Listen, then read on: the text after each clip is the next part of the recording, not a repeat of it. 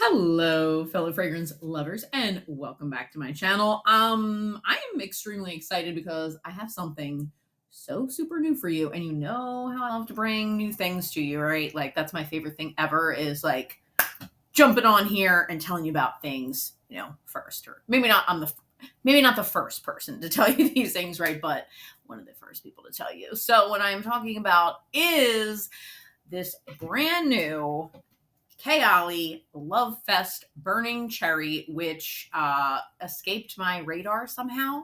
Did this escape anyone else? Because how I found out about this is I got a little Sephora alert yesterday, I believe it was yesterday, saying that this was going to be available today, August 9th. And I was floored because I thought, wait a minute, I, as you know, obsessively check Fragrantica every single day for new perfume releases. Not on there at all. And no one gave me heads up except Sephora a day before. So I was very excited to try this. So luckily I have a brand new Sephora that is dangerously one town over from me. So, I mean, literally the next town over. And before, I mean, I have ones that are sort of close, close enough, but not that close. So, yeah, that's been proving to be maybe a little bit dangerous. But anywho, I was like, okay, I am ordering this and picking it up and rushing right back here to give you a review. I apologize. I am not really like fully ready for it. I am like sweaty. It is 97 degrees here in the Philly area today, and I was literally dripping with sweat when I came in, but let's just forget about that and get right to this fragrance. So if you're new here, by the way, and wondering like, who is this crazy person? Hi, I am Limelight Lass, and my channel is predominantly about fragrances. Once in a while, I mix in some other things. I love fragrances that make you stand out, they get you noticed. So if you're into that, please consider subscribing. I would really, really appreciate it. I am getting close to my 1,000 subscriber goal. So that's pretty exciting. And of course, like this video if you like it. But let's get to this fragrance. So my initial thoughts when I saw this, well, let me show you the bottle because my initial thought was, oh no, not another cherry fragrance. Now look, I like cherry. Look at that. Ooh. So it's not metallic like the Amber 23. This is like a clear, and it's probably hard to tell on this camera, but this is not like the same kind of apple red that the Eden Juicy Apple is. This is more of like a cherry red, raspberry, cool toned red. So it's, pretty simple. And as it says here, burning cherry, raspberry, praline, Palo Santo, Gaiac wood, and patchouli. So getting back to my initial thoughts on this, I'm like, another, not just cherry, but I think this also does, it doesn't say it on here, but on Sephora, I think it has a rose of some sort in this, right? There's more notes than this, obviously. So it's like, if I smell another cherry rose scent after all of these cherry rose scents that have been coming out, like I'm going to scream. But of course I ordered anyway. But I was intrigued because of the woodsy notes, right? So that's Palo Santo and Gaiac wood, because I typically really like that sticking your head in a wood cabinet type of thing, as you might know from my other videos. So I went in, I sprayed it. It's been about an hour now, and spoiler alert, I am loving this, and I am actually excited about this. I'm going to be honest, people, like the past few fragrance releases that have come out, like there have been some that are like good, and I've gotten them, but I haven't been super excited and like can't wait to wear them and want to spray myself with them and all of that. This one, I'm very excited about, especially for fall and winter. So let me tell you the deal with this. Oh my God. So when I first, spray this, you do get cherry. Now, the first time I sprayed it in the store, like an hour ago, I was like, oh no, this reminds me a lot of Tom Ford Lost Cherry. Not that that's a bad thing, and I wouldn't mind that because I only have the little travel size of it, which that in itself was super expensive, and I cannot afford the full size. And as we know, longevity on that one, not great at all.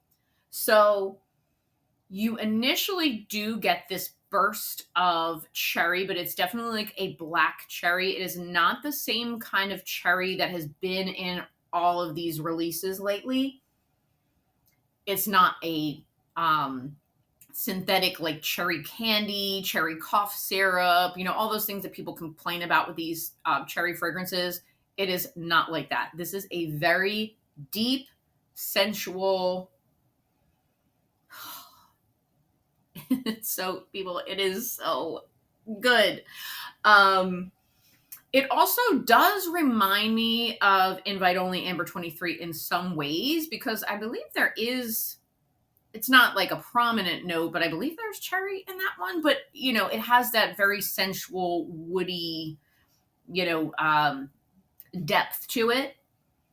So I think if you like Invite Only, I think you would like this, but this is much more, cherry forward.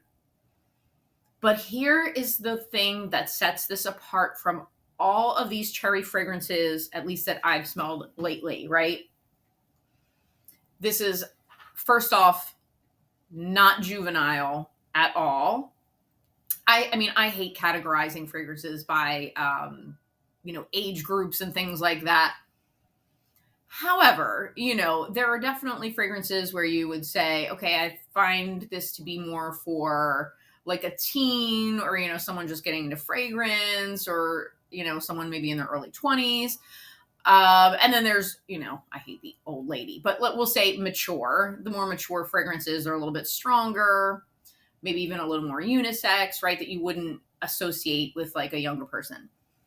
This one is definitely more on the mature side, but not in a negative way whatsoever.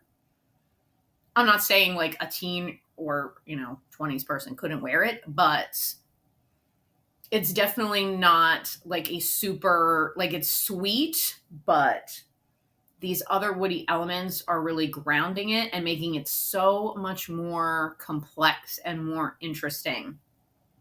What's doing it for me is the Palo Santo and the Gaiac wood. I don't even know if I'm saying that right, but it has that like cedar chest quality or like wood cabinet quality. So I would say if you don't like that type of fragrance note, you probably would not like this. It almost reminds me of, again, this is so random to have in front of me, but like I have my, I love the smell of these. I have my boards from like the boards that I break in karate, because I'm in karate, right? And it has that same kind of like fresh wood smell. And it also has, it's not listed, but this also has a very like incensey element to it. It smells like, and in the description, it did say it was supposed to have this like burning quality. So this to me does have nuances of Tom Ford Lost Cherry, and it has a little bit of a nuance of like Invite Only, but it also almost has a little bit of a nuance of like All Saints Incense City, which I love that fragrance. I don't even know if I've ever talked about it, but when I'm probably going to be doing a fall fragrance video soon, and that's definitely what I'm going to be wearing for fall. But it has that incensey quality, and it's blended so well with the cherry and the raspberry that to me this is like a perfect. And if you notice, at least not that's listed, there's no vanilla in here. I think you could definitely layer this with Kayali vanilla. I do love that. But for those of you who are like, I'm so over like vanilla, vanilla, vanilla, I think you would like this too. So, I mean, I am so excited to wear this. I am loving it so far. I can't obviously speak to the full longevity of this fragrance, but I will say that one spray on my hand and, an hour later, still smell it, seems to project well. And, overall, I find that the Kayali fragrances last a decent amount of time on me, but this is a winner. This is a winner, and I am extremely, extremely excited to wear it. Now, I don't think necessarily I'm going to be wearing it in 97 degrees, so I might, wait a little bit, or maybe just at night. But, oh, it's good. It's sweet, but not too sweet. And yeah, it just has this woody, burning undercurrent to it.